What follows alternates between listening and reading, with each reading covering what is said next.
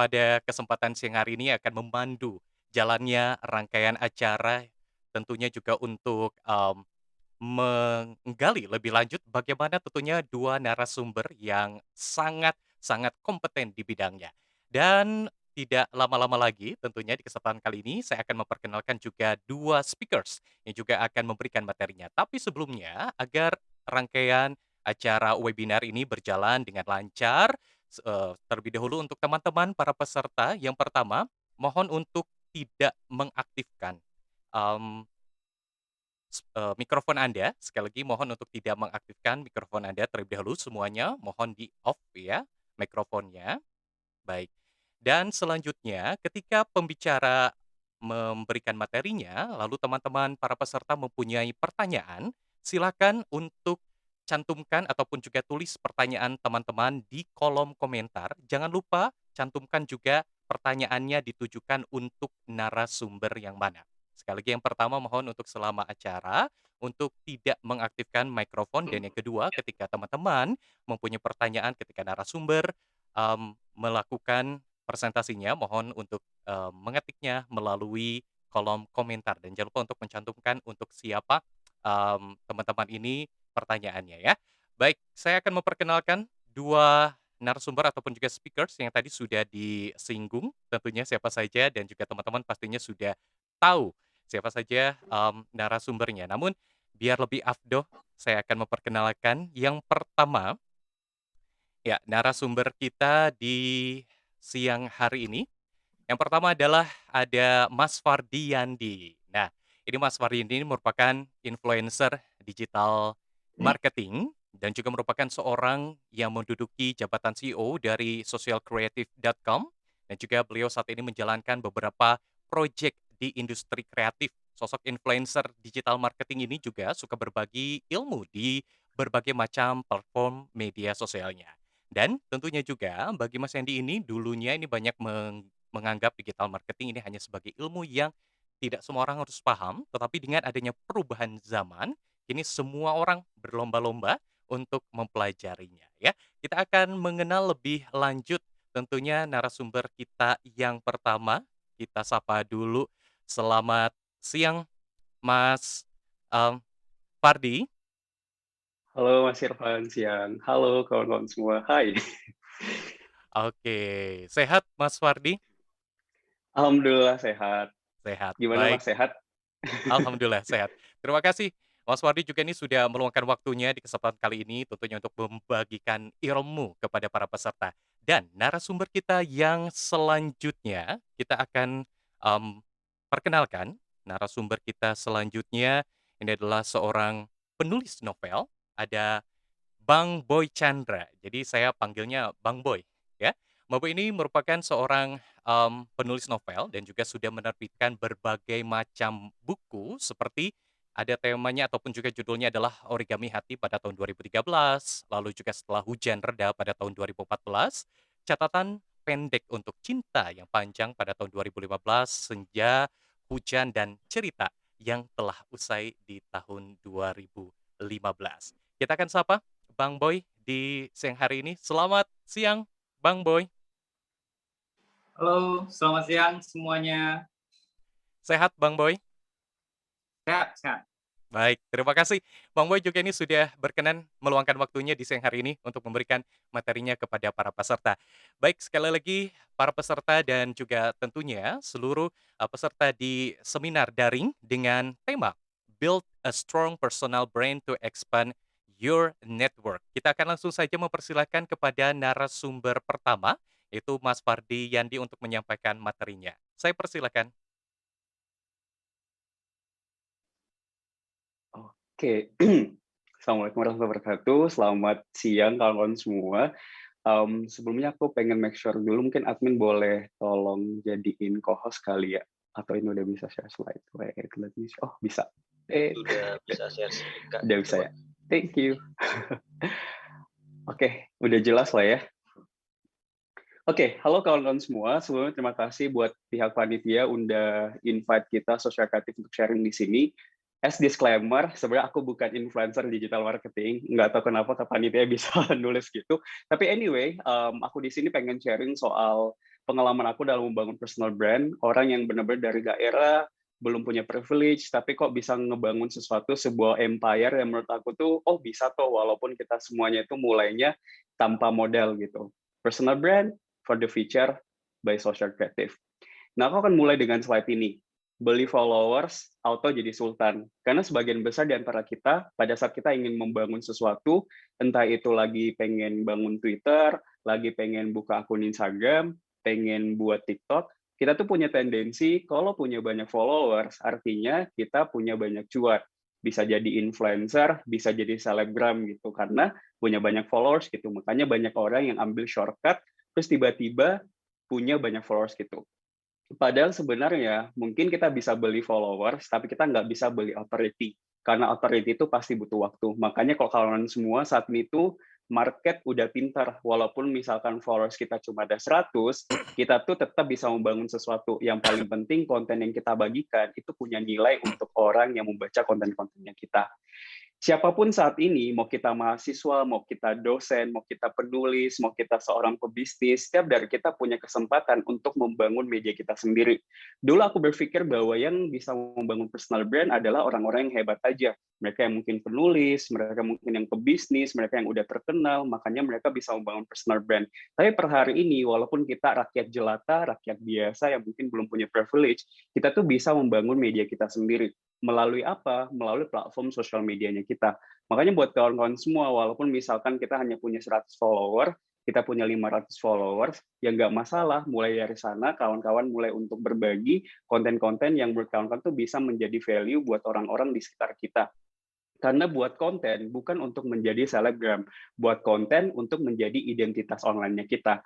Karena suka nggak suka, orang lain tuh menilai diri kita dari apa yang kita bagikan di media sosialnya kita. Jangan sampai kita malah curhat-curhatan nggak jelas di akun medsosnya kita.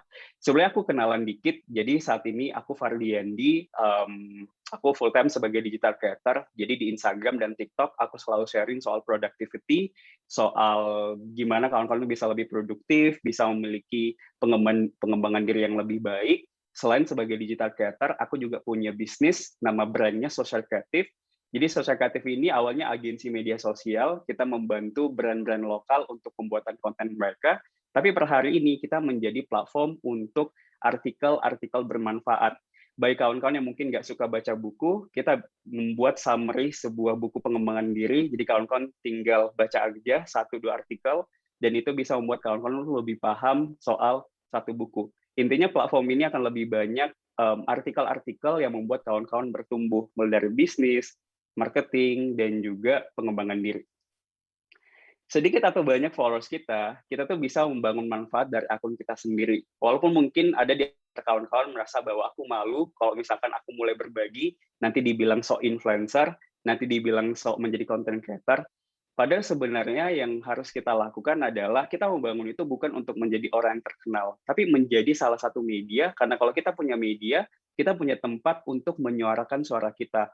Walaupun misalkan orang yang follow kita hanya 500, tapi 500 itu bisa dapat impact dari apa yang kita bagikan, sebenarnya itu udah cukup. Makanya buat kawan-kawan semua yang mungkin merasa bahwa kayak aku udah telat deh untuk masuk membangun personal brand aku, nggak sama sekali. Karena saat ini orang udah mulai shifting, setiap dari kita itu punya kesempatan untuk membangun personal brand kita sendiri. Nah, semua dimulai dari mana sih? Menurut aku pribadi, untuk membangun personal brand, kita harus mulai dari genuine passion-nya kita.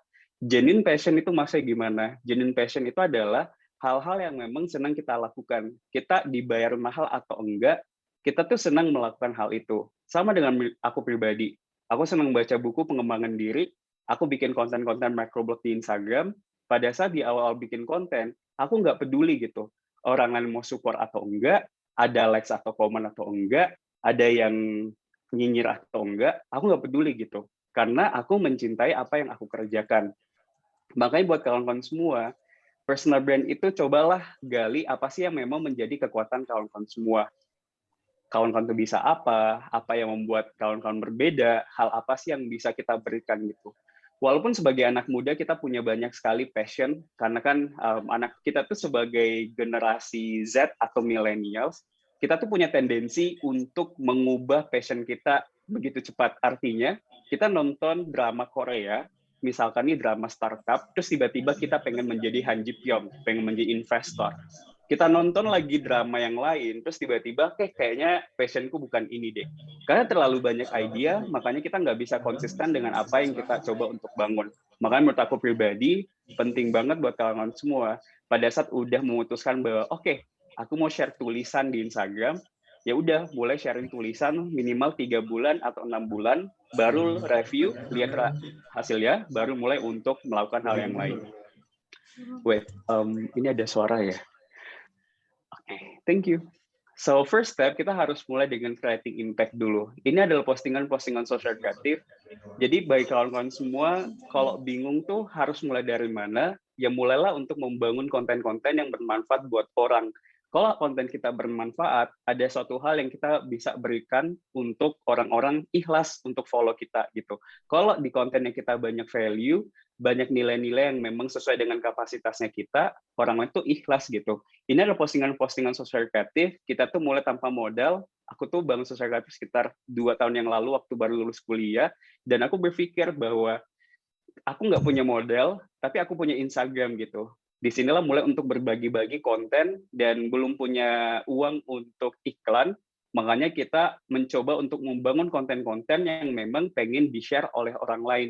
Disitulah kita mendapatkan 10.000 followers pertama, 20.000 followers pertama dari konten-konten yang kita coba bagikan. Mindset kita pada saat itu, setidaknya orang yang follow social kreatif itu bisa dapat impact. Setidaknya orang follow Fardiandi itu bisa dapat sesuatu dari apa yang aku coba untuk bagikan. Aku menulis bukan untuk menginspirasi orang lain, tapi aku pengen menulis biar aku tuh bertumbuh gitu. Karena pada saat kita konsisten bikin konten, selain untuk memperlihatkan orang lain bahwa itu tuh bermanfaat, tapi secara tidak langsung kita tuh lagi melatih diri kita untuk bertumbuh. Karena kenapa? Ya posting setiap hari, kita mulai riset, kita mulai belajar untuk editing, mulai dari video atau misalkan microblog. Konten terbaik 50% what's happening, 50% what's my value. Artinya apa? Kita tetap harus punya idealisme kita sendiri, kita harus menggali apa sih yang menjadi kekuatan kita. Jadi kalau kawan-kawan di sini kan anak ilmu komunikasi, mungkin ada yang jago public speaking, ada yang jago broadcasting, ada yang jago markom, ya udah mulai dari sana dulu gitu. Setelah kawan-kawan paham bahwa oh kekuatan aku pengen lebih sharing soal tips marketing di Instagram, baru mulai lihat what's happening. Apa sih yang lagi happening di Indonesia? Oh di TikTok trennya soal ini, oh di Instagram yang lagi tren soal ini. Karena kita nggak bisa terlalu idealis dengan diri kita sendiri, kita juga harus melihat apa sih yang memang market lagi butuhkan. Dengan begitu ada relevansi dari apa yang kita coba bagikan di Instagramnya kita, atau di Twitternya kita, atau mungkin di TikToknya kita. Mulailah berbagi suatu hal yang menjadi expertise kawan-kawan semua. Dulu waktu di awal-awal bangun sosial kreatif, aku selalu menanyakan gitu, kok ada orang posting apapun, itu pasti bakalan banyak yang likes, bakalan banyak yang support gitu. Setelah dianalisa, ternyata tuh mereka punya dua hal.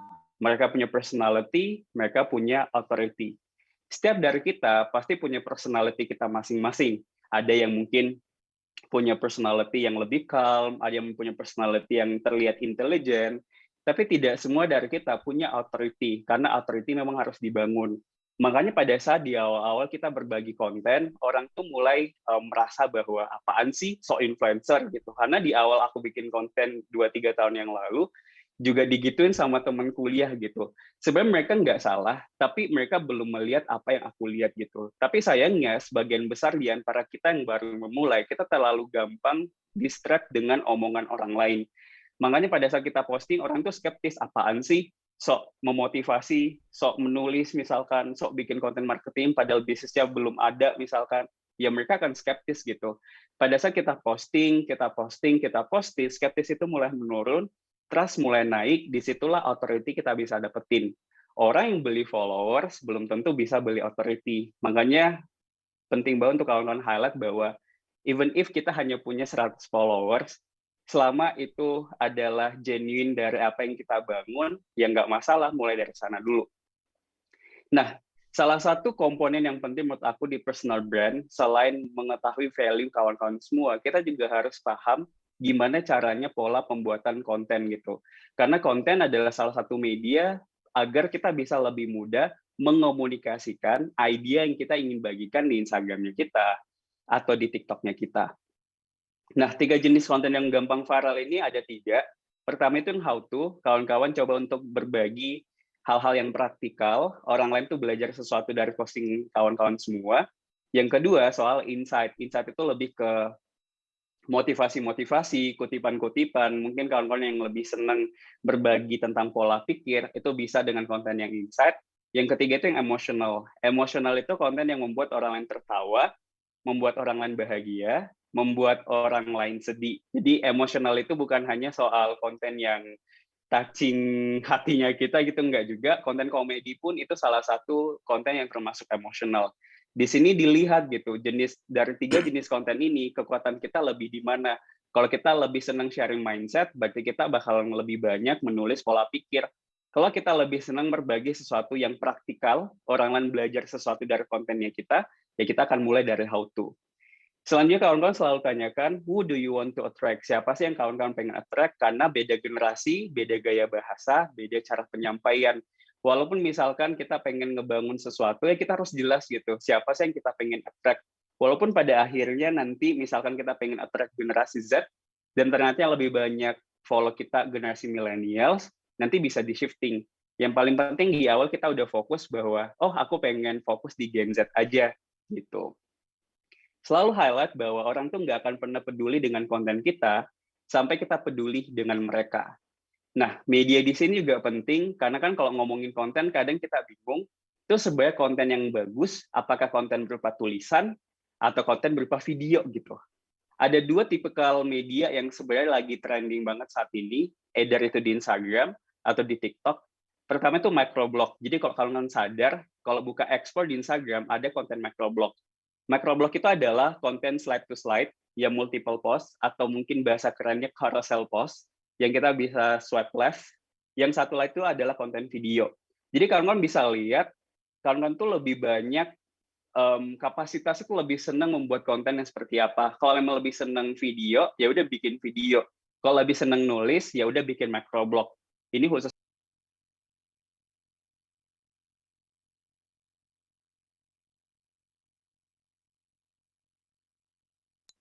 Oke, kita lanjut. Jelas ya? Oke, so next adalah how I got it, gimana growing my own audience gitu. Pertama kita harus do the work, mulai dengan posting setiap hari. Mungkin orang mulai menanya gitu bahwa kalau kita bikin konten, fokus ke kualitas atau fokus ke kuantitas. Karena ada yang bilang bahwa lebih bagus bikin konten sekali seminggu dan orang lain nunggu gitu. Menurut aku pribadi, kalau kita baru aja mulai, siapa yang mau nunggu gitu kontennya kita? Makanya ada 2 step. Step pertama, pada saat kita baru memulai, fokuslah untuk membangun quantity dulu. Karena quantity membuat repetisi, dari repetisi kita bisa berlatih membuat konten yang lebih baik. Jadi yang paling penting itu adalah di awal step, kawan-kawan perbanyak konten dulu gitu, konsisten posting setiap hari. Kenapa ini penting? Kita di Sosial Kreatif pernah menganalisa 2 akun sama-sama ngomongin soal kecantikan. Yang satu hanya posting sekali sebulan, yang satu posting setiap hari. Yang sekali sebulan kualitas kontennya bagus banget. Yang satu lagi kontennya apa adanya gitu. Setelah dianalisa, sama-sama memulai dari nol, ternyata jangkauan mereka yang posting setiap hari itu 2-3 kali lipat lebih besar daripada mereka yang posting hanya 1-2 kali sebulan. Makanya penting banget untuk pertama kawan-kawan bangun personal brand-nya, bikinlah konten-konten yang mungkin belum sempurna, karena yet kita memang semuanya belum ada yang sempurna, karena kan anak muda itu terlalu banyak overthinking, terlalu perfeksionis sampai nggak mulai-mulai gitu. Jadi mindset-nya adalah mulai quantity dulu untuk melatih kualitas kita, nanti akan ada di momen kalau kita udah punya audience, baru mulai fokus di quality. Selanjutnya yang selalu aku lakukan adalah DMs. Ini kan event ini tentang networking ya, dan salah satu hal yang membuat aku bisa pitching, bisa kolaborasi sama Gojek, kolaborasi sama Grab, kolaborasi sama brand besar untuk Sosial Kreatif sendiri, pada Sosial Kreatif itu kecil, ya dimulai dari digital networking. Dan aku dulu mau itu followers aku masih sedikit, aku rajin banget 2-3 kali sehari untuk komen atau DM mereka-mereka para pecentang bir gitu. either mereka yang udah kerja di perusahaan gede atau mereka content creator, ya udah gitu. Walaupun ada yang bakalan mengabaikan, ada yang cuma read doang, ada yang cuma di like doang, aku nggak masalah gitu. Karena semakin banyak kita lakukan, kita jemput bola, mereka yang bakalan datang ke akunnya kita. Makanya penting banget kawan-kawan jangan merasa minder karena kita bukan siapa-siapa. Kalau kita nggak memulai untuk approach mereka, mereka nggak akan tahu bahwa oh ada Fardiandi, oh ada social kreatif gitu. Yang paling penting sih belajar bodo amat dengan respon orang lain ke kita. Jadi orang lain tuh mau baca kontenku atau enggak, aku nggak peduli gitu. Itu nggak akan mengubah fakta bahwa aku lagi belajar untuk membangun konten, aku lagi belajar untuk membangun networking. So ini yang terakhir karena waktu aku cuma 30 menit. Next problem, ngomongin personal brand, kita pasti bakalan menghadapi 3 hal besar. Pertama tentang sulit untuk konsisten, kedua kadang kita burn out, dan yang paling penting, kita nggak bisa dealing pada saat orang lain ngomongin kita, orang lain menjatuhkan kita, apalagi kalau mereka belum melihat apa yang kita lihat. Ini ada 3-4 step yang aku lakukan setiap kali aku menghadapi 3 dilema ini. Pertama adalah kita harus berjalan dengan sebuah tujuan. Personal brand, orang lain itu selalu fokus gimana bisa menulis biar tulisan aku lebih touching, lebih estetik, biar desainnya lebih visual bagus gitu. Kita selalu fokus di how to-nya gitu. Apa yang membuat seseorang tuh bisa punya personal brand yang gede? Karena mereka punya purpose gitu, mereka punya tujuan. Walaupun ini terbilang klise, tapi kalau kawan-kawan lihat para digital creator yang saat ini tetap melanjutkan apa yang mereka udah mulai, karena mereka punya tujuan gitu. Maka kawan-kawan per hari ini coba digali lagi sebelum mulai untuk bikin konten, sebelum mulai untuk berpikir ngebangun digital networking-nya, coba bangun gitu. Purpose aku apa ya? Pengen ngebangun personal brand ini. Ini tuh sebenarnya untuk apa gitu? Apakah ini bakal membuat aku bertumbuh? Apakah ini untuk bisnisku? Karena di awal aku bangun personal brand, aku memang udah niat bahwa dari personal brand aku, itu pasti akan ada bisnis yang bakalan aku bangun. Walaupun pada saat itu belum kebayang bisnis apa, yang paling penting kita mulai dulu dan ada tujuan gitu. Walaupun tujuan ini ada yang bilang bahwa harus smart, yang spesifik, measurable. Menurut aku pribadi yang paling penting ada sesuatu yang menjadi pegangan kita, ada yang kita lihat gitu. Jangan sampai selama ini kita hanya coba bahwa aku pengen coba aja deh karena microblogger lagi trending di Instagram, ya udah aku pengen bikin microblog gitu. Kalau ada yang suka alhamdulillah, kalau nggak ada yang suka ya udah gitu, langsung selesai. Makanya karena list komitmen dari diri kita nggak punya tujuan, jadi kita gampang banget untuk stop apa yang kita udah mulai. Rule number 2 yaitu 1% growth. Aku sadar bahwa kita yang baru mulai mungkin ada yang bilang HP aku kentang gitu. Aku juga memulai dengan HP yang kentang gitu. Kalau kita tunggu punya iPhone 12 dulu baru pengen buat karya, kita nggak akan pernah memulai gitu. Makanya walaupun misalkan yes kualitas konten yang bagus itu pasti bakal lebih direspek, tapi kalau kita tunggu punya kualitas konten yang bagus dulu baru kita pengen mulai, kita nggak akan pernah memulai gitu. Jadi salah satu hal yang aku selalu ambil dari bukunya Atomic Habit bahwa 1% growth setiap hari, kalau dikali banyak, itu bakal menciptakan impact yang gede. Kalau kita belum bisa mengubah sesuatu hal yang kecil setiap hari, gimana ceritanya kita bisa membangun hal yang besar? Kawan-kawan bermimpi punya 100 juta, tapi uang 1 juta aja tuh kayak masih belum kebayang, ya ujung-ujungnya mimpi. Makanya penting banget dalam hal ngebangun konten, dalam hal ngebangun personal brand, ya kita harus fokus bahwa yang paling penting aku bertumbuh gitu, walaupun cuma 1%, walaupun kadang minus, walaupun 0,01%, yang paling penting aku tetap bergerak gitu. Karena lawan dari keraguan adalah dengan melakukan sesuatu, dengan mengeksekusi. Rule number 3 yaitu compound effect. Mungkin kawan-kawan pernah dengar istilah ini di dunia finansial. Compound effect itu kawan-kawan sadar lah ya bahwa akan ada momentum pada saat kita emang udah siap. Momentum itu datang pada saat kapasitas kita memang udah siap untuk menghadapi momentum itu. Aku secara pribadi tahun lalu di tahun 2020 Maret aku masih ingat followers aku masih di angka 12.000 followers di Instagram gitu. Tapi karena momentum lagi datang dan aku konsisten mulai dari 2018 untuk sharing konten pada saat masih kuliah, pada saat momentum itu datang, ya compounding gitu, berlipat ganda gitu yang datang karena memang udah dibangun dari awal. Makanya penting banget kawan-kawan harus punya mindset bahwa walaupun aku posting sekali sehari dan ini belum berkualitas, selama aku tetap konsisten, ini pasti akan membentuk karakter, membentuk kapasitas yang baru buat diri aku pribadi. Dan yang paling penting jangan gampang membandingkan konten kita dengan mereka para creator yang memang udah gede gitu. Background kita berbeda, journey kita juga berbeda. Makanya apa yang membuat aku tuh tetap bisa lanjut walaupun mungkin banyak seumuran aku yang lebih sukses, ada yang mungkin udah lebih gede, aku nggak peduli gitu karena ya udah yang bisa aku fokusin adalah journey aku sendiri. Makanya jangan gampang minder kalau misalnya ada yang lebih sukses ya udah gitu, doakan mereka lebih sukses. Journey aku, apa yang aku bisa jalani, ya udah aku eksekusi di depan mata. Rule number 4, penting banget untuk rebahan gitu.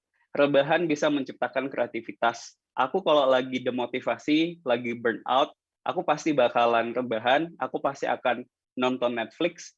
Ya yang paling penting harus ada deadline-nya gitu. Karena jangan sampai setelah Zoom meeting ini kawan-kawan punya perspektif baru bahwa wah, Kak Farli bilang rebahan menciptakan kreativitas gitu.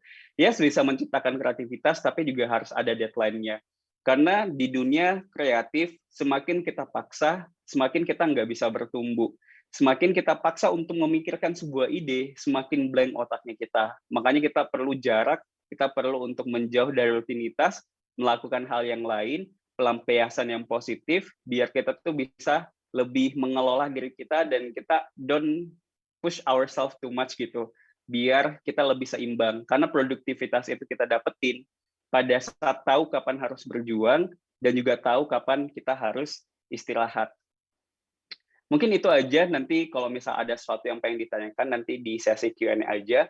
Aku tiap kali share slide, aku pasti akan tutup dengan slide ini karena ini kutipan favorit aku. Yang berwawasan luas akan dikalahkan oleh mereka yang mau ngambil tindakan. Kalau kita tunggu sempurna dulu baru memulai, kita nggak akan pernah memulai gitu. Harusnya mindset kita sambil jalan, sambil belajar, walaupun kita belum punya privilege, kita bisa menciptakan privilege itu sendiri. Mungkin itu aja. Assalamualaikum warahmatullahi wabarakatuh. Semoga membantu. Thank you, everyone. Baik, terima kasih, Mas Fardi. Ya, keren sekali presentasinya. Di sini pasti banyak kaum rebahan.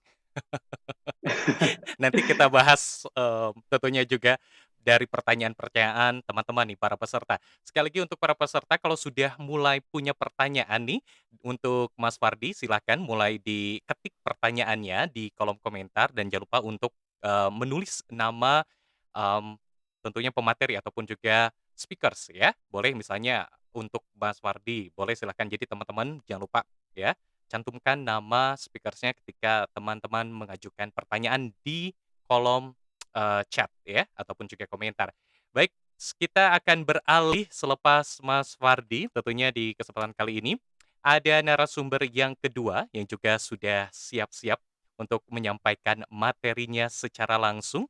Untuk teman-teman yang, juga suka sekali membaca novel, nah ini kita akan mengetahui lebih lanjut bagaimana untuk membangun personal branding dari penulis novel Bang Boy Chandra. Bang Boy Chandra, silakan. Baik, terima kasih Mas Irfan. Suara saya bisa didengar? Bisa. Mas Irfan, suara saya bisa didengar, Kak? Ya, sudah Oke. jelas, silakan. Tadi Mas Ferdi penyampaiannya bagus banget. Sebenarnya secara garis besar ada beberapa poin yang mirip, karena kan personal branding itu hampir sama-sama. Cuman saya pengen mengasih pandangan perjalanan saya sebagai seorang penulis yang dari daerah, itu dari Kota Padang, dan sekarang sudah menulis 21 buku, dan alhamdulillah bestseller. Kemudian 2 diantaranya sudah difilmkan. Untuk yang belum kenal, nama saya Boy Chandra. Di Twitter saya aktif dengan nama akun @thesuperboy, di media sosial lainnya dengan nama Boy Chandra. Oke, membangun personal branding sebagai seorang penulis di era digital. Nah, sekarang sebenarnya kita hidup di zaman yang sungguh beruntung sekali gitu. Sebagai seorang penulis, kita tuh sudah dapat kesempatan yang lebih baik dibanding generasi sebelum kita. Katakanlah zaman koran cetak dan belum ada internet gitu. Orang-orang sulit sekali untuk berkembang menjadi penulis. Sungguh berat sebenarnya perjalanannya. Saya pernah dengar cerita, dulu itu orang-orang untuk jadi penulis itu harus ngirim via pos dan lain-lainnya. Sungguh bisa dibayangkan betapa sulitnya berkarir sebagai penulis. Makanya dulu tuh penulis tuh terkesan wah sekali. Gitu. Oke, lanjut. Sebelum saya masuk ke materi personal branding, saya ingin slide-nya bisa dilanjut dulu. Saya ingin bercerita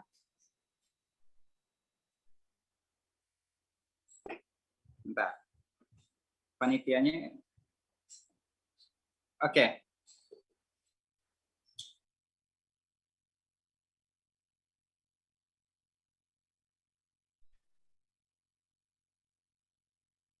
Ya, Bang Boy, mohon maaf, volume bisa di-on kan mikrofonnya, tampaknya ke mute.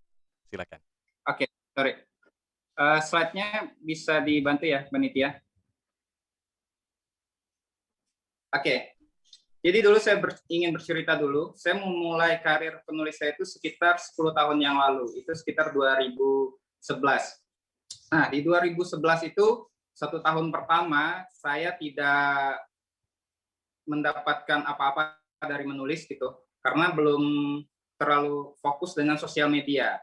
Nah, awalnya saya tuh tahu yang namanya penulis, ada nama penulis dulu tuh Raditya Dika, semua orang tahu gitu ya. Dulu dia idola saya sampai sekarang masih. Nah, dari situ saya melihat ada kekuatan internet yang dimanfaatkan oleh seorang Raditya Dika. Pada tahun 2012, saya nekat mencetak buku saya secara indie. Itu dicetak cuma 20 eksemplar di dulu ada situs namanya nulisbuku.com dan tidak laku. Bayangkan 20 eksemplar dan tidak laku. Tapi hari itu saya tidak sedih karena saya sadar semua memang harus dimulai dengan proses yang dari awal gitu. Saya sadar kelemahan saya dibanding penulis lain karena saya belum punya nama. Nah, setelah saya belajar cukup banyak, akhirnya saya menemukan formula, oh ternyata sebagai anak daerah kita bisa memanfaatkan internet untuk membangun personal branding kita, untuk membangun nama kita di market atau industri dunia kepenulisan gitu. Nah, sekarang saya bisa menjual satu judul buku, judulnya Senja Hujan dan Cerita yang Telah Usai, yang sekarang sudah terjual sampai 130 eksemplar. Untuk di Indonesia ini sudah angka yang cukup fantastis gitu. Melewati angka 100.000 saja itu sudah cukup berat. Nah, begitulah sebenarnya personal branding bekerja untuk profesi kepenulisan. Oke, terus gimana kita sebagai orang baru yang belum punya apa-apa, mungkin kita juga belum punya tulisan yang banyak, mungkin kita juga belum pernah punya pengalaman dengan penerbit, dengan editor dan lain-lain, apa yang harus kita lakukan untuk membangun personal branding kita? Oke, next. Nah, tapi sebelumnya saya ingin mengasih gambaran dulu pandangan saya soal personal branding. Personal branding menurut saya adalah sebuah cara untuk membangun brand produk. Nah, dalam hal ini, brand itu adalah diri kita sendiri. Orang-orang akan beli buku karena itu buku Boy Chandra, atau orang-orang akan beli buku karena itu bukunya Raditya Dika. Orang-orang akan beli buku karena itu bukunya Terelie misalnya, atau Eka Kurniawan, atau yang lain-lain. Bahkan ketika mereka nggak peduli dengan judul buku tersebut, nggak peduli dengan isinya sebelumnya. Selama penulisnya si A atau si B, mereka akan beli. Itulah yang dinamakan dengan personal branding. Jadi, untuk mendapatkan momen itu, kita harus mampu menjabarkan nilai-nilai yang ingin kita lekatkan ke kepala orang lain atau ke komunitas calon konsumen kita. Yang saya lakukan selama ini adalah membangun brand kepada orang-orang bahwa Boy Chandra itu adalah penulis romance. Makanya setiap hari di internet, saya tuh selalu membagikan konten-konten yang berkaitan dengan perasaan. Perasaan itu dalam arti luas, ada perasaan kepada pasangan, kepada orang tua, bahkan kepada hal-hal yang lagi tren hari itu, misalnya pandangan politik, tapi saya hanya sekilas-sekilas kalau hal yang itu. Oke, terus apa yang harus kita lakukan? Yang pertama yang harus kita lakukan adalah mengenali diri kita sendiri. Dulu waktu 2011 saya tuh mengidolakan Raditya Dika sangat. Bahkan sebenarnya dulu tuh saya menulis tidak seperti sekarang. Jadi kalau teman-teman ada yang pernah baca buku saya, tulisan saya cenderung romance. Dulu buku pertama saya yang tidak laku itu saya tulis dengan pendekatan personal literatur atau genrenya itu komedi romance, lebih ke komedi seperti buku-buku Raditya Dika umumnya. Saya tidak tahu apa yang menjadi keunikan saya sebelum itu. Tapi dari situ saya belajar, saya merenungi diri saya sendiri, apa ya kira-kira yang menjadi kelebihan saya. Nah, setelah saya pelajari, ternyata yang dekat dengan diri saya waktu itu adalah energi untuk menulis tulisan-tulisan yang nuansanya mellow gitu. Itu saya dapatkan ketika saya mengingat kekuatan yang ada dalam diri saya. Setelah saya pelajari, ternyata dari kecil itu saya memang suka dengan lagu-lagu Minang.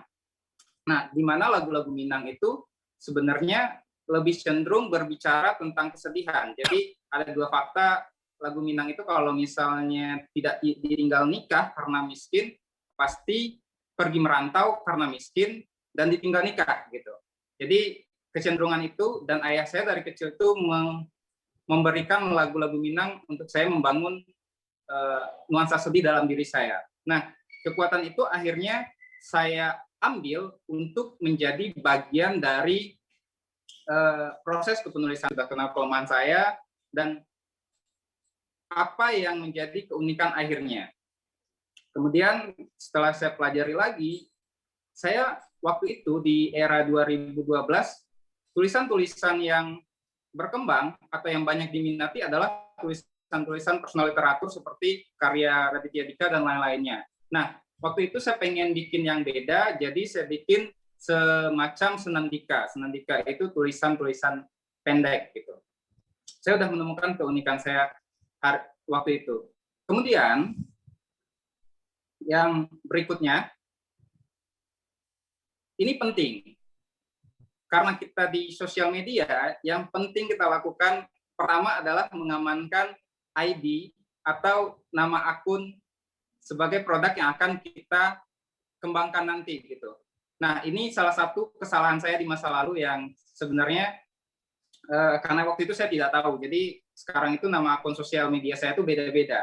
Tapi menurut saya dari kesalahan saya orang-orang bisa belajar, seharusnya mereka bikin nama akun yang sama di semua platform media sosial gitu. Karena ini akan memperkuat produk kita nanti.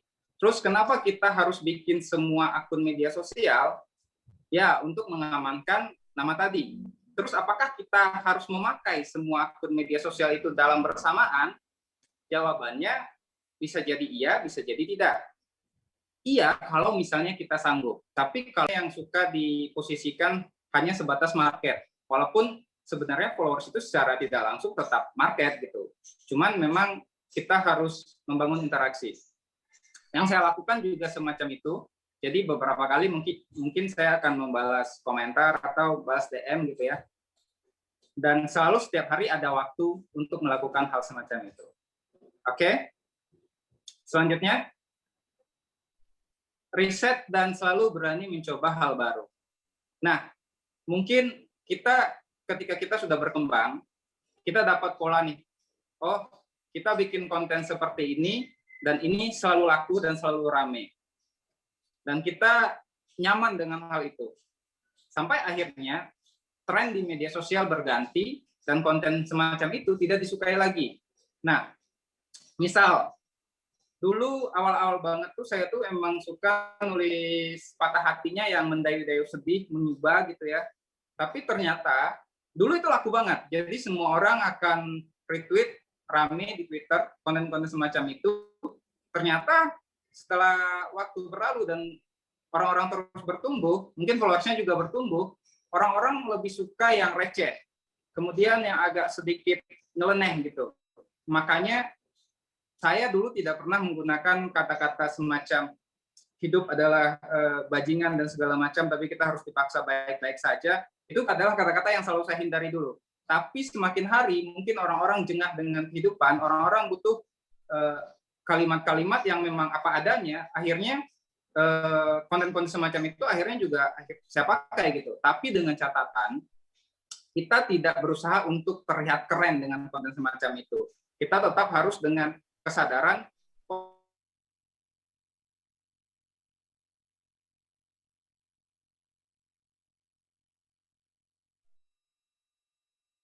tapi personal branding adalah mencari perhatian dengan diri kita yang lebih jujur. Gitu.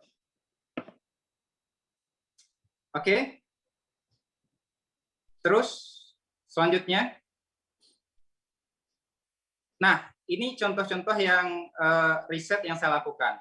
Jadi sebelum-sebelumnya saya mencoba untuk hanya dengan konten tulisan, hanya tulisan gitu ya.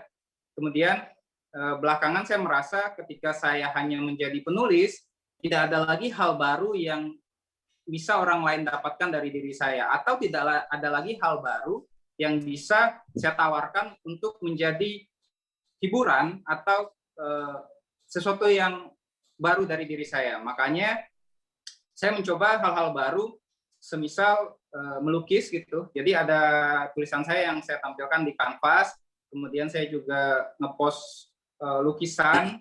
Jadi saya terus berkembang dengan media sosial saya gitu. Karena kalau misalnya kita hanya di formula yang sama sepanjang tahun, orang-orang akan tidak menemukan hal baru dari kita. Tapi hal-hal semacam ini ada risikonya. Beberapa orang akan meninggalkan kita, tapi itu tidak ada masalah sebenarnya. Karena justru kalau misalnya orang tetap mengikuti kita, tapi mereka tidak mendapatkan sesuatu yang baru, mereka merasa ya udah sekedar follow aja gitu. Tapi kalau mereka ada interaksi baru, ada orang baru yang datang, itu ada interaksi yang akan menguntungkan untuk kita lagi. Terus selanjutnya, contoh lain, ini saya merasa selain buku yang saya tawarkan adalah saya ingin orang melihat saya sebagai penulis yang berbeda dari penulis kebanyakan gitu. Nah, beberapa tahun yang lalu ketika orang berjenggot belum rame, saya memutuskan untuk memanjangkan jenggot sebagai bagian dari personal branding saya di sosial media, penulis yang selengean dan berjenggot gitu. Tapi kemudian tiba-tiba jenggot bertumbuh, banyak semua orang jadi bisa memanjangkan itu, dan saya memutuskan untuk merapikannya. Dan sekarang dengan cara baru, dengan riset baru, saya memutuskan untuk gondrong gitu. Nah, ini juga sebenarnya kalau teman-teman, ini adalah bagian dari cara mempertahankan personal branding yang sudah saya bangun selama 10 tahun gitu.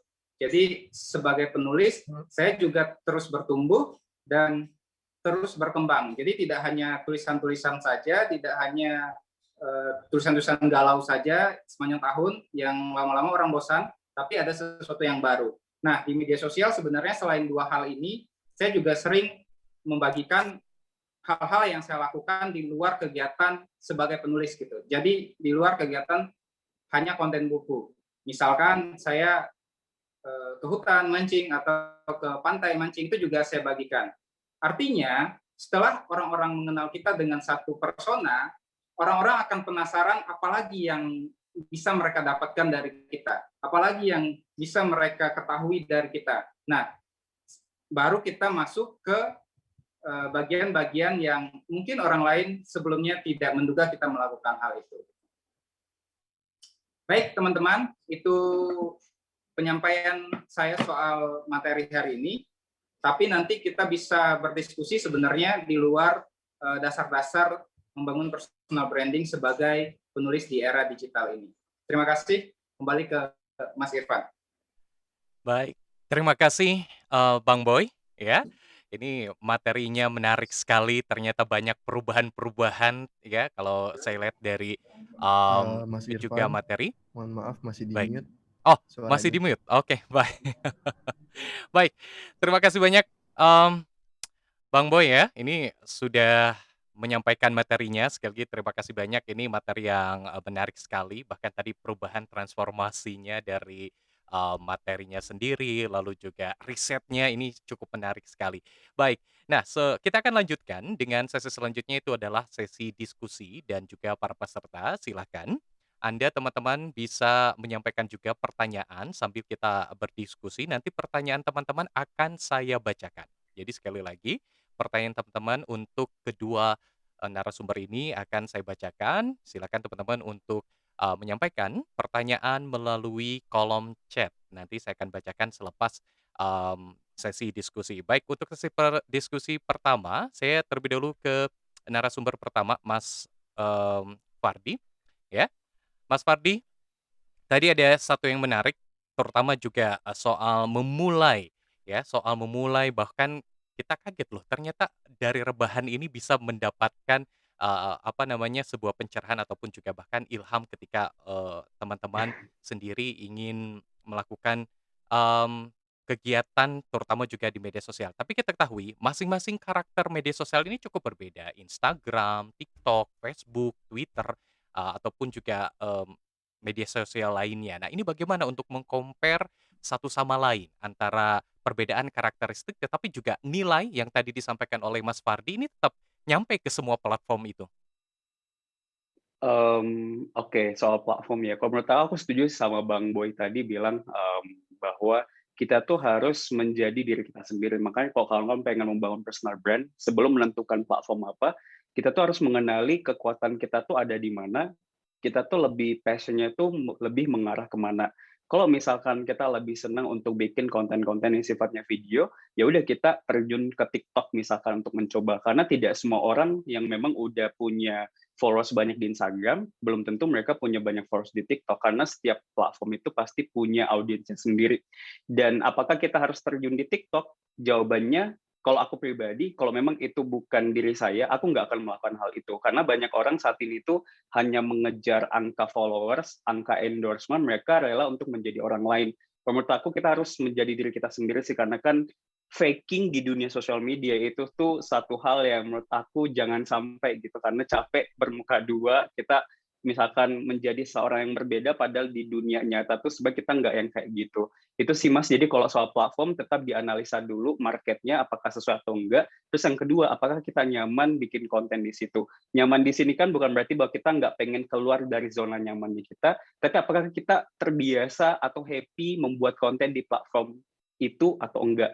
Kalau jawabannya memang enggak, jangan dipaksakan gitu. Tapi terbuka dulu untuk belajar, karena sama dengan teman-teman aku pribadi, banyak yang mencoba TikTok, yang paling penting mereka coba dulu gitu. Terus ternyata, oh aku nggak nyaman di sini, ya udah yang paling penting udah di testing dulu. Itu sih Mas. Oke. Jadi, kenali terlebih dahulu, nanti cocoknya di mana, tadi disampaikan oleh Mas Fardi, baru di situ dieksekusi. Nah, soal tadi juga sempat disinggung, terutama juga memulai dari, oke action saja seperti itu, tetapi di sisi lain juga mungkin, melihat, berbagai macam, kalau bisa dibilang tanda kutip "saingan" misalnya seperti itu. Ini bagaimana melihat Hmm. bahwa kita membuat konten yang sama misalnya seperti itu, tapi juga akan ada pembeda satu sama lain. Bagaimana menemukan pembeda itu? Oke, menurut aku topik bisa jadi sama, tapi setiap orang punya personanya sendiri. Banyak penulis yang mungkin tulis hal-hal yang soal pengembangan diri, soal yang galau, soal cinta, tapi nggak ada yang bisa duplikasi Bang Boy misalkan. Nggak ada yang banyak agensi di luar sana, tapi belum tentu bisa ngebangun persona seperti sosok kreatif. Jadi makanya aku selalu highlight bahwa mungkin dari segi topik kita sama, dari segi industri kita sama, tapi yang coba kita gali yaitu persona kita sendiri. Makanya kalau kalian semua, kalau misalkan bisa terinspirasi dari orang lain, tapi jangan mengubah persona kita hanya kata kita melihat bahwa mereka itu sukses duluan gitu. Karena nggak ada Jokowi yang kedua, nggak ada Bang Boy yang kedua gitu. Yang ada Fardiandi, yang ada Mas Hilman misalkan kayak gitu. Itu sih jadi memang harus menggali lagi persona kita, dan persona ini nggak langsung jadi gitu. Mulai dari belajar, pengalaman, dan itu akan membentuk persona kita sendiri. Be yourself. Oke, be yourself. Itu menjadi kunci utama. Satu lagi sebelum saya nanti berpindah ke Bang Boy, ini adalah Boleh. tadi juga menarik ketika oke, kita sudah menemukan siapa diri kita dan tadi saya juga melihat presentasinya ada bagaimana menghubungi, mereka-mereka yang memang sudah expert di bidangnya baik itu melalui direct message dan sebagainya. Ini bagaimana membangunnya, tadi apa komunikasi antar personal misalnya seperti itu dengan mereka dan akhirnya mereka, percaya atau tadi bahwa kita harus melalui tahapan yang cukup panjang, akhirnya feedback-nya juga, cukup lama seperti itu. Oke, menurut aku sebelum DM orang lain, sebelum DM Kak Boy misalkan, kita harus bangun audiens kita dulu, kita harus bukan audiens, membangun konten kita dulu. Karena jangan sampai kita DM orang lain, tapi nggak ada value yang kita bisa tawarin gitu. Makanya sebelum aku DM-DM mereka, aku bangun konten aku dulu. Minimal ada 60-70 konten yang memang punya nilai gitu. Setidaknya pada saat mereka mengunjungi profil aku, ada sesuatu yang memang bisa mereka lihat. Nah, kedua, di sini baru mulai sok kenal, sok dekat sama para centang biru. Nah, hal ini sebenarnya aku dapetin dari Gary V. Jadi Gary V itu adalah mentor sosial media aku. Jadi sekitar 5 tahun yang lalu pernah juga ikut salah satu kelasnya. Ada istilah teknik 5 coin. Jadi satu komen atau satu DM itu namanya satu koin gitu. Setiap hari pada saat kita memulai berbagi 5 koin gitu. Mau kita lagi happy, nggak happy, coba berbagi koin aja gitu. Sayangnya banyak orang melakukan ini tapi spamming aja gitu. Halo Kak, fotonya bagus ya. Halo Kak, tulisannya menginspirasi. Udah selesai gitu. Nggak ada yang benar-benar ngebangun sebuah hubungan. Kita harus melihat mereka sebagai manusia. Manusia pengen bangun relationship antara kita gitu ya. Mulai dari mana? Dengan mengapresiasi konten mereka. Mereka lagi bahas soal pantai, ya udah kita bahas pantai di DM gitu. Mereka lagi bahas soal tulisan, ya kita bahas tulisannya. Bukannya sekedar, wow, that's beautiful. Wow, menginspirasi sekali itu udah terlalu klise. Setelah itu baru mulai untuk reaching ke mereka. Dan itu yang aku lakukan di awal-awal. Walaupun memang tidak mudah sebagai manusia, kita punya tendensi, kita DM, kita punya ekspektasi untuk dibalas, tapi ya udah bodo amat gitu. Karena Farli nggak bisa mengendalikan respon orang lain, Farli bisa mengendalikan konsistensi Farli untuk DM orang selanjutnya. Ada yang bilang no, next. Masih banyak kok orang lagi yang bisa di DM. Itu sih mindset aku dulu di awal-awal. Oke, dan akhirnya datang juga ya waktunya, direspon DM-DM itu. Baik, Mas Fardi, terima kasih. Kita akan beralih ke narasumber selanjutnya, Bang Boy. Bang Boy ini cukup seru sekali, ini adalah soal, riset yang tadi juga sempat dibahas oleh Bang Boy. Nah ini, bagaimana, juga menentukan pola riset yang tepat? Jangan sampai misalnya tadi kita serampangan, misalnya riset seperti itu, tetapi juga akhirnya tidak menemukan goal yang tepat nih, Bang Boy. Oke, yang pertama sebenarnya Mas Irfan yang harus kita pahami menurutku adalah kita mau fokus di market yang mana dulu gitu. Jadi kalau aku sendiri sebenarnya fokusku di market usia 13 sampai 25 tahun dan 80%-nya itu remaja perempuan gitu. Makanya konten-kontenku lebih dekat ke sana. Cuman belakangan karena aku ngerasa perempuan terlalu banyak dan aku butuh tantangan untuk mengejar pembaca laki-laki, akhirnya aku bikin konten-konten yang dekat dengan laki-laki. Misalkan di beberapa kontenku, aku mancing gitu ya. Jadi aku menceritakan kegiatan mancingku atau aku membagi tentang hal-hal yang aku lakukan sebagai kegiatan laki-laki gitu. Nah, itu makanya kita harus tahu dulu tuh target kita. Jadi kalau kita udah tahu target kita lebih gampang untuk ngeriset. Kemudian kita juga harus tahu kebiasaan tiap platform media sosial yang kita gunakan. Tapi di Twitter, kata-kata kasar itu jadi sesuatu yang menyenangkan gitu. Makanya saya sering coba gitu ya, saya bilang, wah hidup ini terlalu berat, kadang-kadang terasa seperti bajingan dan kita dipaksa untuk tampil selalu baik-baik saja. Nah, ketika saya post itu di Twitter, orang-orang merasa, oh relate, karena mereka juga muak mungkin ya. Jadi mereka muak dipaksa baik-baik saja, sementara mereka harus menghadapi kesetresan belajar online dan lain-lainnya gitu.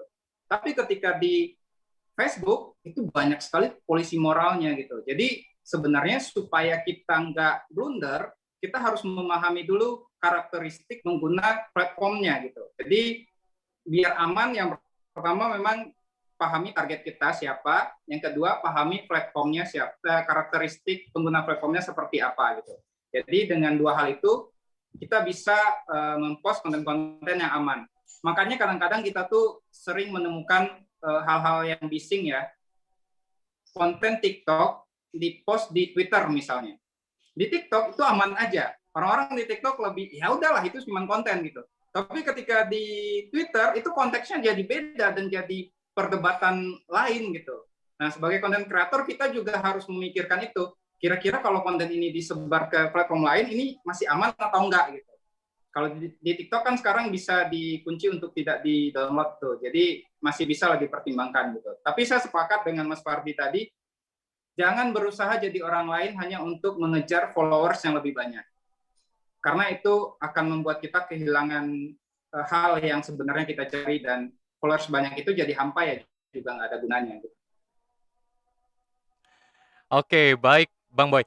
Tadi cukup menarik adalah ketika kita sudah dapat pasar ataupun juga market yang tepat seperti itu. Tadi juga oke jangan, apa namanya, semua platform dilakukan, tapi kita ketahui saat ini cukup banyak integrasi media. Misalnya banyak, apakah kesalahannya misalnya banyak orang yang akhirnya bikin satu konten, di-share-nya langsung dengan cara sharing to all misalnya. Kan sekarang rata-rata TikTok bisa sharing ke Instagram, Instagram bisa sharing ke TikTok ataupun juga eee, macam-macam platform itu.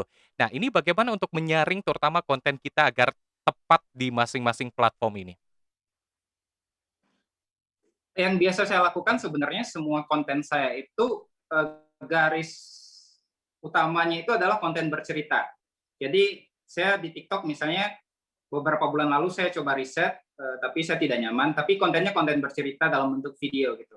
Nah, saran saya sih memang tidak sebaiknya kita bagikan ke semua konten langsung, ke semua platform secara langsung gitu. Tetap harus di post manual menurut saya. Karena memang misalkan di TikTok gitu ya, di TikTok kan kita bercerita di videonya aja.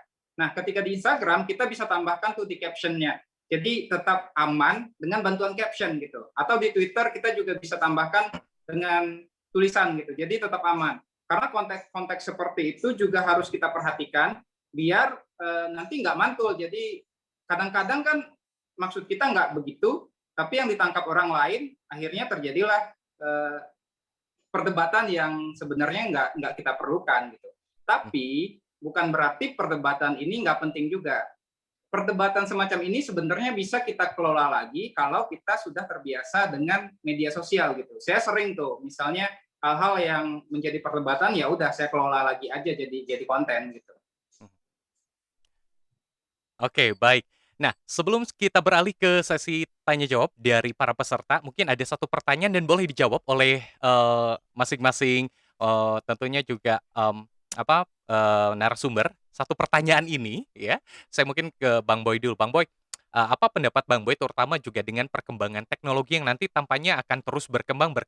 Persiapan seperti apa sih untuk juga tantangan di masa depan, misalnya juga untuk para kaum milenial ini untuk mempersiapkan perubahan-perubahan teknologi ini?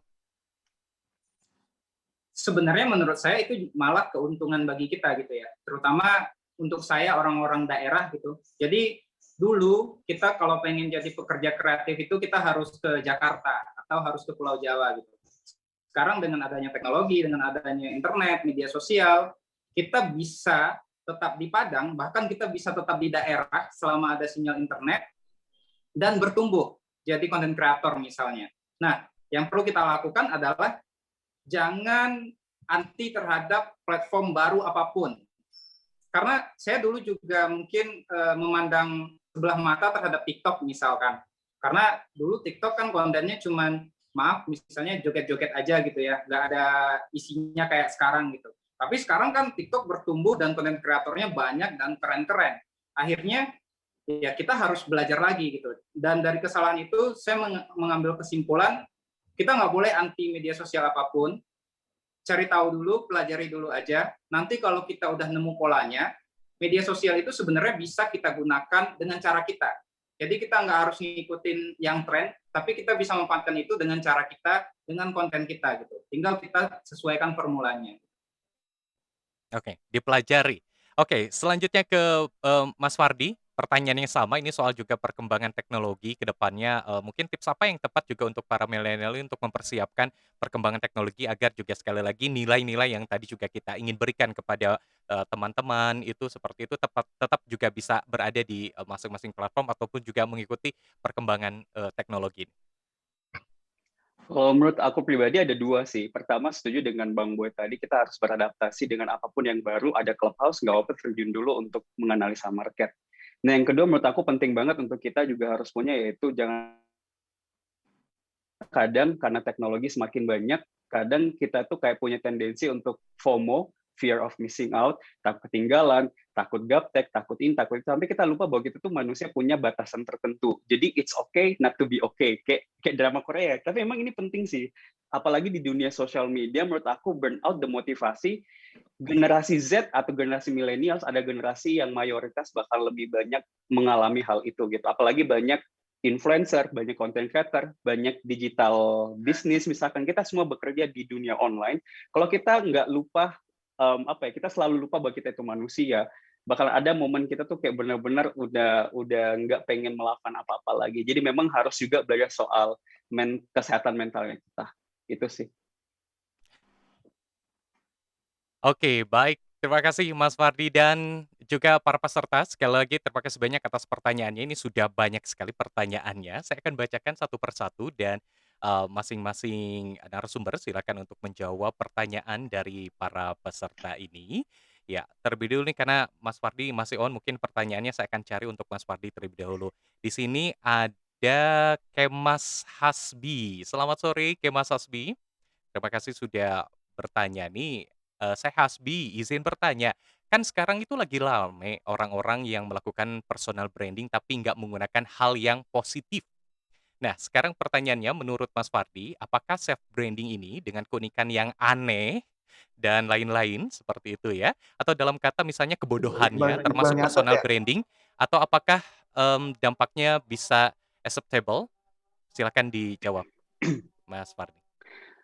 Menurut aku pribadi, setiap konten ada marketnya, setiap apapun yang kita lakukan di sosial media ada pasarnya. Kalau yang kita pengen lakukan, kita punya tujuan untuk attract orang-orang memang negatif thinker, orang yang suka gosip, orang yang senang gibah. Kalau kita pengen punya audiens yang memang tipikal seperti itu, menurut aku nggak ada masalah, karena setiap orang pasti punya tujuan yang berbeda-beda. Tapi kalau pertanyaannya, apakah Farli pengen melakukan hal itu biar bisa cepat naik, aku akan jawab enggak gitu.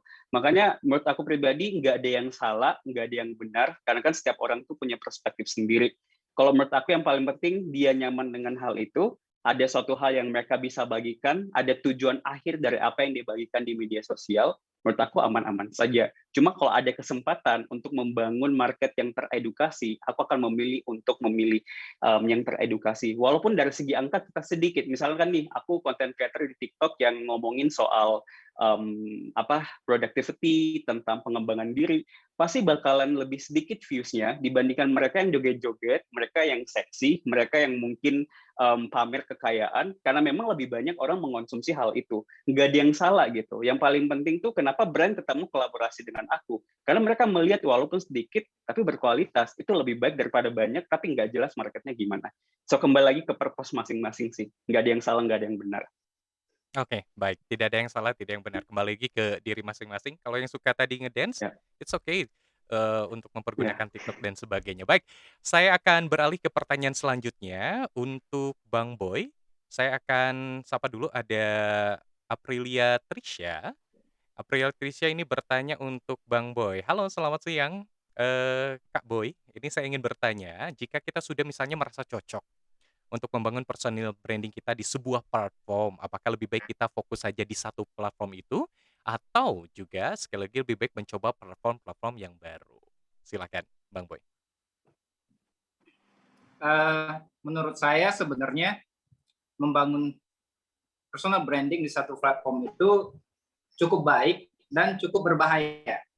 Jadi cukup baik itu mungkin kita bisa fokus gitu ya. Tapi cukup berbahaya kalau platformnya mati atau tiba-tiba ditinggalkan orang, kita jadi tidak punya senjata tambahan gitu. Jadi saya mencontohkan Twitter karena Twitter itu adalah platform kesayangan saya dan pertama kali saya pakai gitu ya. 2011 2013 gitu. Dulu tuh ada akun-akun yang saling promote gitu ya. Kemudian bertumbuh tuh akun-akun publik gitu dan banyak. Kemudian era akun-akun bot datang, dia sepi. Orang-orang pindah ke Instagram karena Instagram baru masuk gitu. Saya termasuk orang yang terlambat masuk Instagram dan ketika saya terlambat masuk Instagram, saya merasa aduh, seharusnya saya bisa lebih cepat dan bisa berkembang lebih cepat di Instagram gitu waktu itu. Nah, tapi di sana akhirnya kalau saran saya coba aja semuanya gitu. Cuman kontennya bisa sama dengan penyajian yang berbeda. Misalkan yang saya lakukan adalah sebenarnya hampir di semua platform saya itu konten utamanya adalah konten di Twitter gitu. Jadi konten di Twitter yang beberapa cocok untuk Instagram saya bagi ke Instagram, yang beberapa cocok untuk Facebook saya bagi ke Facebook gitu. Jadi memang fokus di satu platform, nanti bisa dibagi kira-kira kalau ini cocok nggak dibagi ke platform lain, dibagikan. Tapi kalau misalnya nggak cocok, cukup di platform itu aja. Oke, baik. Ini sudah menjawab tentunya pertanyaan yang baru saja disampaikan oleh April ya. Baik, selanjutnya ini saya akan cari untuk dua narasumber ya, biar dijawab mungkin selanjutnya untuk Bang Boy, dijawab terlebih dahulu. Ini dari Adia Pramita. Selamat siang Kak Boy dan juga Kak Fardi. Ini saya mau bertanya, dalam membangun personal branding, kita kan harus mengenal diri kita terlebih dahulu. Nah, bagaimana nih kalau misalnya kita sendiri punya masalah dalam mengenal diri sendiri? Apakah kita bisa membangun personal branding, tetapi kita juga sambil mencari jati diri? Karya. Kalau kita pengen menciptakan karya yang bagus, kita harus mengkonsumsi karya yang bagus juga. Makanya kalau aku pribadi kan aku suka baca ya. Kalau dapat inspirasi itu kalau nggak dari baca buku, baca artikel-artikel di Medium. Dan untuk berkarya nggak harus kok baca buku, karena setiap orang punya cara belajar yang berbeda-beda. Ada podcast, ada di YouTube. Kawan-kawan kembali lagi sih, yang paling penting perbanyak database kawan-kawan semua. Database maksudnya gimana? Pada saat kita membaca sesuatu, pasti ada yang masuk di otaknya kita. Nanti kalau kita pengen berkarya, bakal banyak respon database di otaknya kita untuk menciptakan sesuatu hal yang lebih baik, sesuatu hal yang berbeda, karya yang outstanding, dimulai dari mana? Karena kita punya banyak database di otaknya kita. Consuming dulu, sebelum creating. Itu sih cara aku dapat inspirasi. Oke, consuming dulu sebelum creating. Oke, baik. Selanjutnya dari Bang Boy, inspirasinya ini kayak cukup banyak inspirasinya kemana-mana. Boleh kita ingin mengetahui ini bagaimana Bang Boy ini mendapatkan inspirasi terutama juga dalam menulis. Oke, sebenarnya ada hal yang sulit bagiku adalah tetap bisa menulis dengan konten yang sebenarnya hampir mirip, tapi tidak sama selama 10 tahun gitu. Dan itu setiap hari. Nah, yang aku lakukan adalah biasanya sama seperti Fardi, aku selalu mengisi kepalaku setiap hari dengan apapun itu. Misalnya kalau di rumah mungkin bisa dengan nonton atau buka media sosial atau baca-baca gitu atau baca buku. Tapi kalau misalnya bahkan lagi jalan pun lagi nyetir misalnya aku dengerin podcast misalnya atau aku dengerin YouTube siapapun yang aku butuhkan gitu. Dan itu tidak hanya di lintas disiplin yang aku tekuni. Jadi misalnya aku nulis nih, aku juga dengar misalnya podcast bisnis dan lain-lain gitu. Karena menurutku semakin banyak kita mengisi kepala kita, semakin besar peluang kita untuk mengolahnya menjadi sesuatu. Tapi di satu sisi kita juga butuh ketenangan diri kita biar imbang gitu. Makanya aku tuh selalu mencari pelarian diriku biar nggak mumet sama konten, karena tiap hari itu juga jadi mumet banget ketika kita jadi konten kreator gitu. Jadi aku punya pelarian, misalnya aku suka mancing ikan sekali sebulan atau pergi mencari kegiatan-kegiatan lain di luar kegiatan utama. Karena kalau sesuatu udah kita, walaupun kita hobi nih bikin konten, tapi kalau sepanjang hari itu mulu, besok itu lagi kita akan pusing gitu. Jadi kita emang harus cari sesuatu yang bisa kita pilih untuk menyeimbangi itu. Biar tetap fresh. Biar tetap fresh. Ya, mencari tentunya bagaimana teman-teman bisa fresh. Ini kalau Bang Boy sukanya mancing ya. Oke. Baik. Selanjutnya pertanyaan juga masih untuk dua narasumber. Mungkin Bang Boy silakan dijawab terlebih dahulu dari Nabila Nazera. Selamat siang Kak Boy dan juga Kak Fardi. Saya ingin bertanya bagaimana cara mengetahui bahwa tulisan kita yang dibuat ini bisa diterima oleh khalayak? Silakan Bang Boy. Sebenarnya kita nggak akan tahu kalau misalnya kita nggak lempar ke publik gitu. Kita nggak akan bisa tahu kalau kita nggak pernah post di sosial media. Nah, pertanyaannya sebenarnya bukan itu menurutku. Apakah kita berani memposting atau enggak? Apakah kita siap menerima tulisan kita diabaikan orang atau enggak? Nah, yang saya lakukan selama ini adalah saya menulis setulus yang saya bisa, sejujur yang saya bisa, saya post. Apakah orang suka atau enggak, itu urusan belakang. Tapi konsep awal yang harus kita pahami adalah ketika berkarya, kita nggak bisa memaksa semua orang menyukai apa yang kita bikin. Kita nggak bisa meminta semua orang mengapresiasi apa yang kita bikin. Tapi kita bisa konsisten membuat itu sepanjang waktu. Nanti akan datang orang-orang lain yang nggak kita duga yang akan suka terhadap apa yang kita bikin gitu. Yang lebih penting itu sebenarnya konsisten terus, posting terus, konsisten terus, belajar terus. Oke, konsisten terus ya.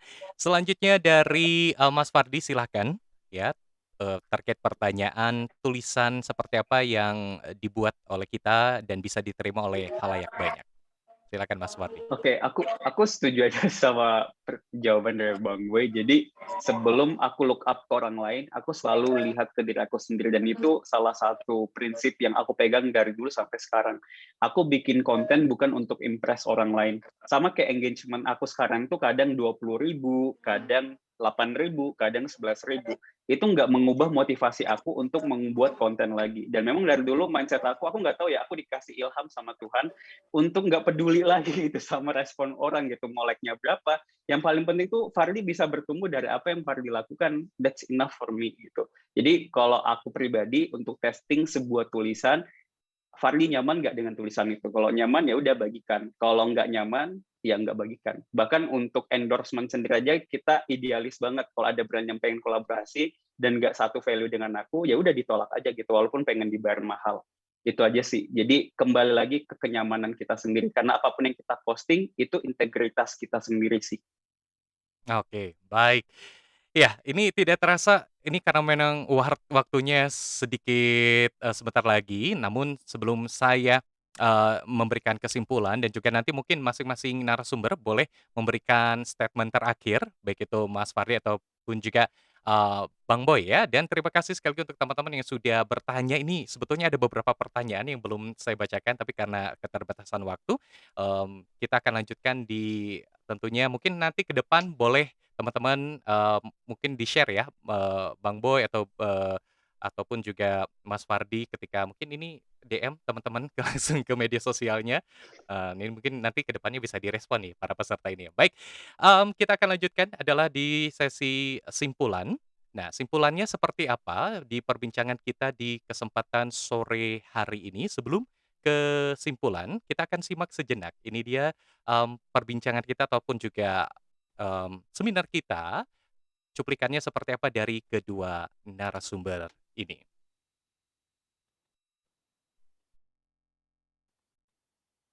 Lawan dari keraguan adalah dengan melakukan sesuatu. Penting banget untuk rebahan gitu. Rebahan bisa menciptakan kreativitas. Aku kalau lagi demotivasi, lagi burnout, aku pasti bakalan rebahan, aku pasti akan nonton Netflix. Ya yang paling karena produktivitas itu kita dapetin pada saat tahu kapan harus berjuang dan juga tahu kapan kita harus istirahat. Yang suka diposisikan hanya sebatas market. Walaupun sebenarnya followers itu secara tidak langsung tetap market gitu. Cuman memang kita harus membangun interaksi. Yang saya lakukan juga semacam itu. Jadi beberapa kali mungkin saya akan membalas komentar atau balas DM gitu ya. Dan selalu setiap hari ada waktu untuk melakukan hal semacam itu. Oke? Oke, baik. Nah itu dia cuplikannya dan saya akan simpulkan sekali lagi perbincangan kita di sore hari ini ya. Nah, yang pertama saya sudah simpulkan beberapa dari materi para narasumber. Yang pertama mungkin dari narasumber dari Mas Fardi.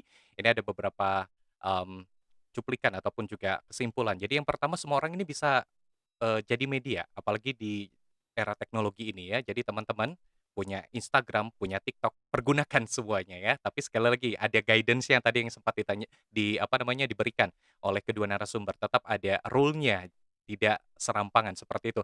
Lalu adalah ini, yang paling penting pasti semuanya setuju soal passion. Jadi passion ini menjadi satu hal yang penting. Teman-teman suka nyanyi, passion-nya di nyanyi. Teman-teman suka menulis, passion-nya dinulis. Teman-teman suka di passion yang lainnya, ini adalah menjadi salah satu kunci utama agar teman-teman mencintai apa yang mungkin sekarang teman-teman kerjakan.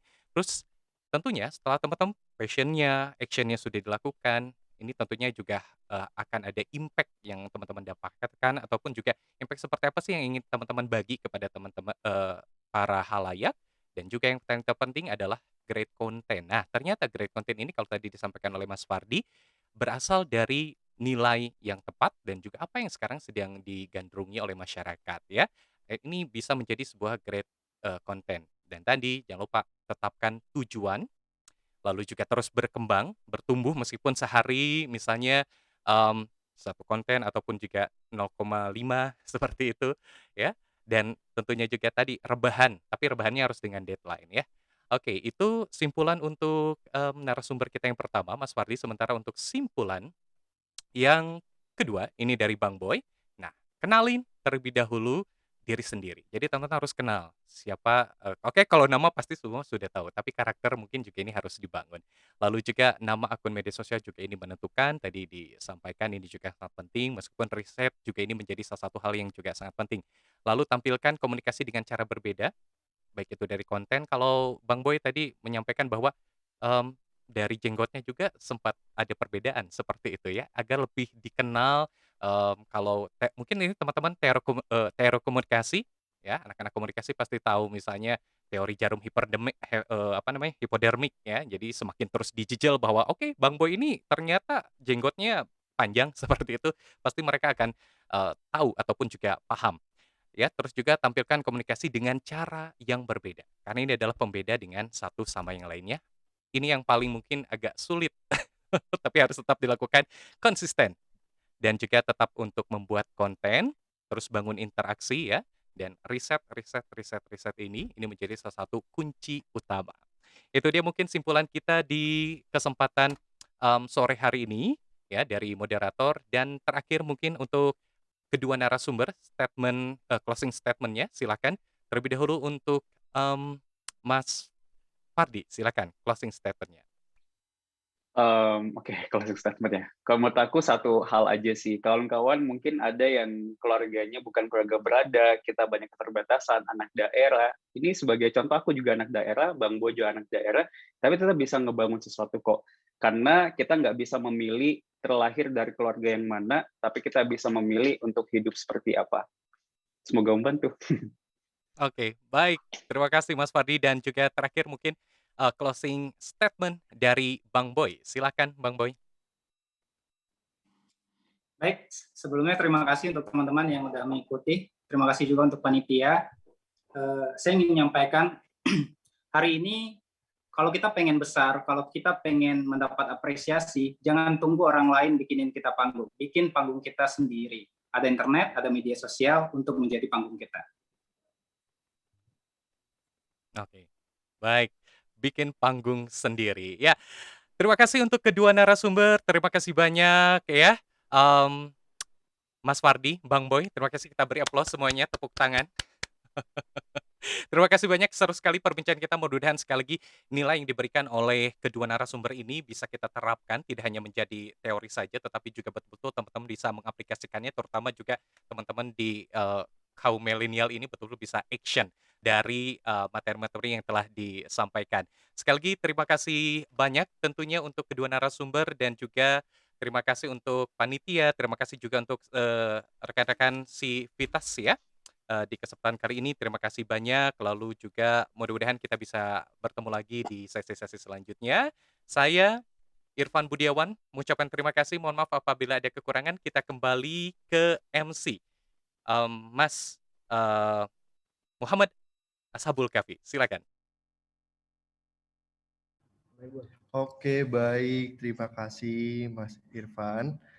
Wah, teman-teman gimana nih? Keren banget kan ya seminar kedua dari Connected 2021 pada hari ini. Terima kasih kepada para pembicara, Kak Fardi dan juga Kak Boy yang sudah sharing atau berbagi pengalamannya dalam meningkatkan kualitas personal branding dan juga dalam bidangnya masing-masing. Terima kasih juga nih kepada moderator yaitu Kak Irfan yang sudah memandu acara ini sehingga berjalan dengan lancar.